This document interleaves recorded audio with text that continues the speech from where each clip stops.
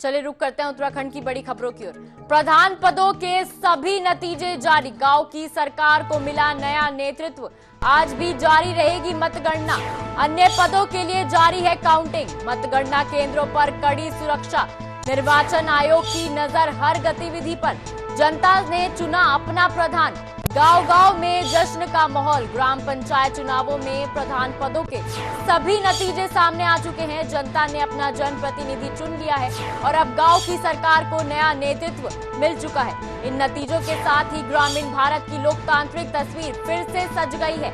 एक नई आशा, एक नई दिशा और नए संकल्पों के साथ गांव-गांव में जश्न का माहौल है। कहीं ढोल नगाड़ों की थाप पर विजेताओं का स्वागत हो रहा है, तो कहीं फूलों की वर्षा और मिठाइयों से जीत का जश्न मनाया जा रहा है। ये सिर्फ जीत का नहीं, जन विश्वास का उत्सव है, जिसमें मतदाता ने अपने गांव के विकास, स्वच्छता, शिक्षा, सड़क, बिजली, पानी और पारदर्शी शासन के लिए अपना जनप्रतिनिधि चुना है। हालांकि प्रधान पदों के परिणाम घोषित हो चुके हैं, लेकिन अन्य पदों की मतगणना आज भी जारी है। क्षेत्र पंचायत सदस्य, ग्राम पंचायत सदस्य और जिला पंचायत सदस्य जैसे पदों के लिए मतगणना केंद्रों पर कड़ी सुरक्षा के बीच काउंटिंग चल रही है।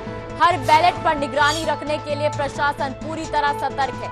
सीसीटीवी की नजर हर टेबल पर है और निर्वाचन आयोग की टीम हर गतिविधि पर बारीकी से नजर रख रही है।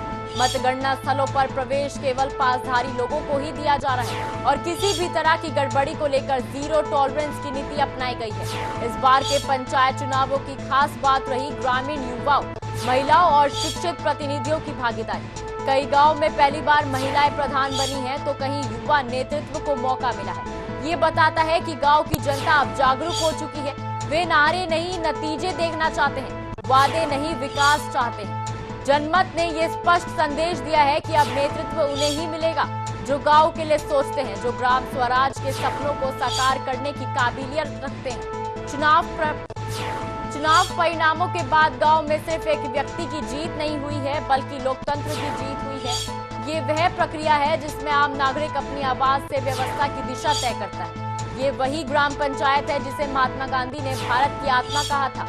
आज अब देश डिजिटलीकरण, स्मार्ट गांव और आत्मनिर्भर भारत की ओर बढ़ रहा है, तो पंचायतें अब केवल योजना लागू करने का माध्यम नहीं, बल्कि बदलाव की प्रेरणा बनती जा रही है। इसलिए ये सिर्फ चुनाव नहीं था, ये भविष्य के भारत की नींव रखने की प्रक्रिया थी और इस नींव में हर मतदाता का वोट एक ईंट की तरह जुड़ा है। गांव की सड़कें, स्कूल, आंगनबाड़ी, स्वास्थ्य केंद्र, इन सब के सुधार की उम्मीद लेकर जनता ने अपने प्रतिनिधि को चुना है। अब देखना ये होगा कि ये नया नेतृत्व उस भरोसे पर कितना खरा उतरता है। फिलहाल तो गांव की फिजाओं में लोकतंत्र की जीत की खुशबू है और उम्मीदों की चहचहाहट।